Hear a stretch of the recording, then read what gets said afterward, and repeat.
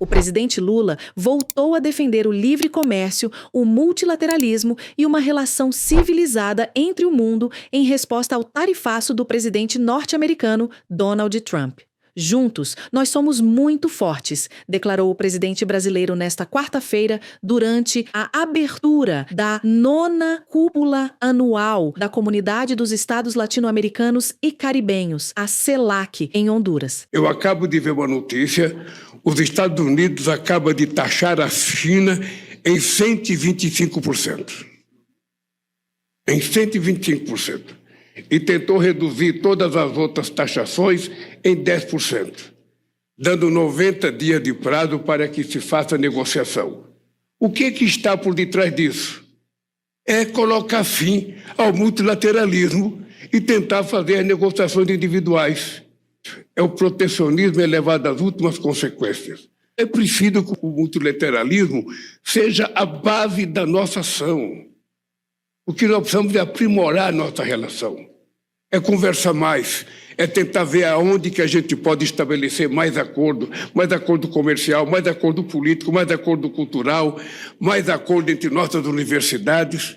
Nos últimos 50 anos, o que valia para o mundo era o fim do protecionismo, era o fortalecimento do livre comércio, era a globalização, era a integração das economias, era o livre trânsito entre o dinheiro e as pessoas. Nós queremos o livre comércio, nós queremos o multilateralismo e nós queremos uma relação civilizada entre o mundo. Porque individualmente nós não somos nada juntos, nós somos muito fortes. A cúpula da CELAC ocorre em um momento em que a América Latina e o Caribe enfrentam um dos momentos mais críticos de sua história e o presidente Lula se torna uma liderança continental contra a ofensiva norte-americana. Senhoras e senhores, o mundo ostenta o triste recorde do maior número de conflitos desde a Segunda Guerra Mundial. Não queremos guerra nem genocídio. Precisamos de paz, de desenvolvimento e livre comércio.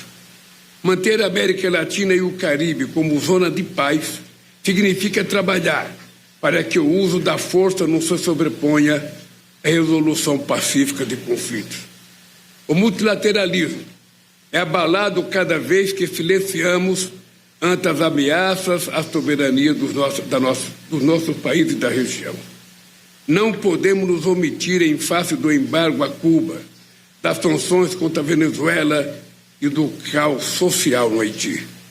É essencial recuperar nossa tradição regional de respeito ao asilo diplomático. A CELAC pode contribuir para resgatar a credibilidade da ONU, elegendo a primeira mulher secretária-geral da organização.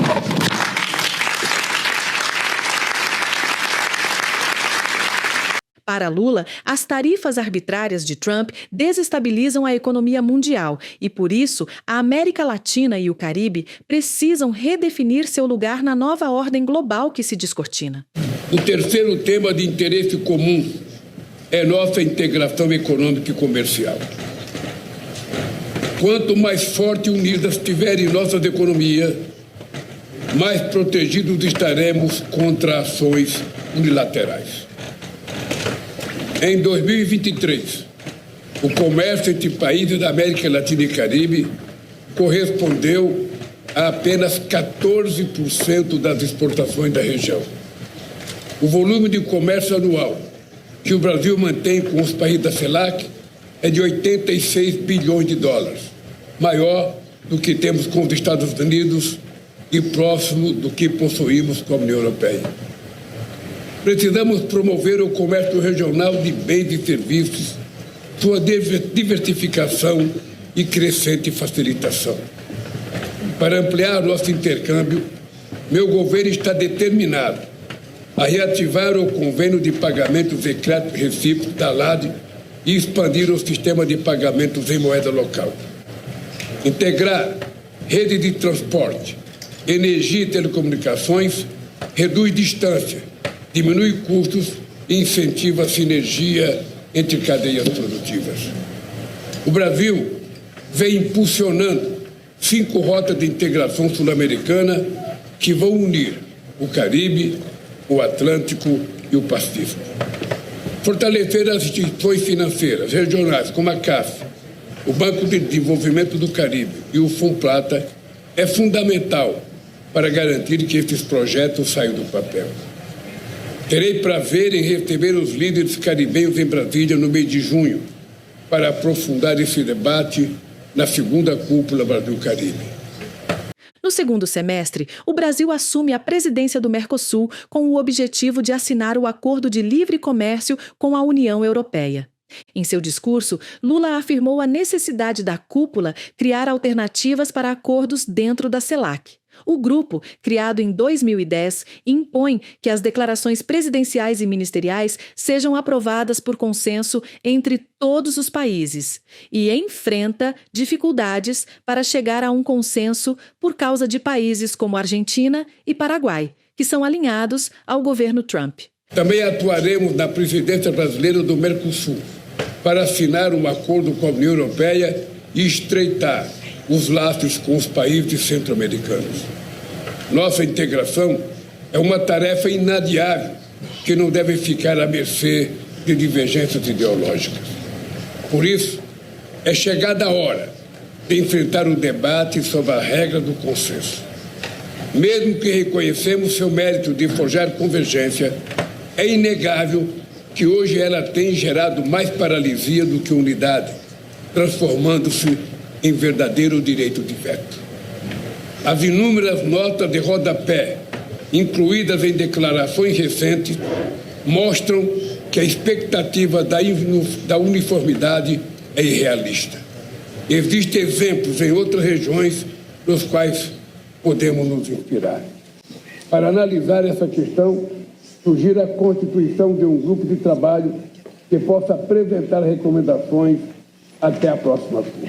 Lula se reuniu com a presidenta do México, Cláudia Sheinbaum, para estreitar ainda mais as relações entre os dois países. Em seu discurso na CELAC, a presidenta do México se manifestou contra as políticas anti-imigrantes dos Estados Unidos e rejeitou o racismo, o classismo e a criminalização de mexicanos. Desde la lucha por nuestras independencias, se ha caracterizado por la solidaridad y el apoyo mutuo. Hoy no deberá ser la excepción. Son momentos de más voluntad a fin de impulsar el mejoramiento y el bienestar de nuestros pueblos.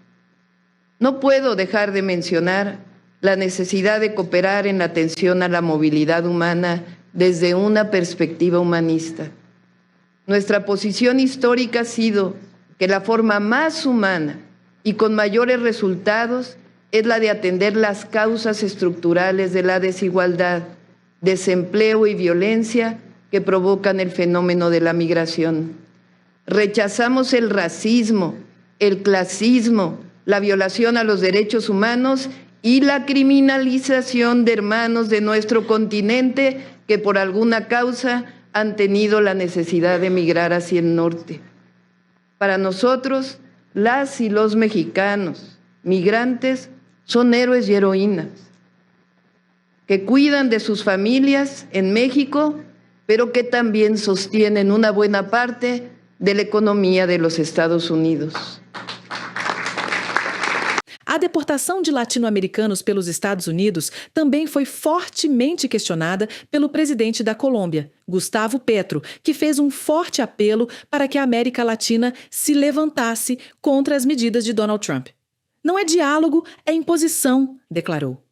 ¿Cuántos millones de migrantes tratados como criminales? ¿Cuánta gente que se empieza a enviar como si fueran criminales? ¿Es lo que vamos a aceptar como diálogo? Que no es diálogo, es imposición. O nos paramos como América Latina, izquierdas y derechas, y como queramos llamarnos, fuerzas sociales, etcétera, diversas, y establecemos una agenda diferente que yo llamo la agenda multilateral. Porque en vez de hablar de sustancias prohibidas, no hablamos de medicamentos para la vida. ¿Acaso cuando vivimos el COVID no nos dejó uno de los promedios de mortalidad por COVID más altos del planeta? No nos sirvieron los sistemas, ni el norteamericano sirvió Simplemente nos vendieron las vacunas tardíamente. Cuba fue el único país en ese momento que se vacunó con su vacuna. Nos dio un ejemplo. Hablar de esto pareciera ser satánico, pero Cuba nos dio el ejemplo de cómo debe hacerse. ¿Por qué no lo hacemos a escala latinoamericana? ¿Por qué no nos ligamos, en vez de la muerte, a la vida?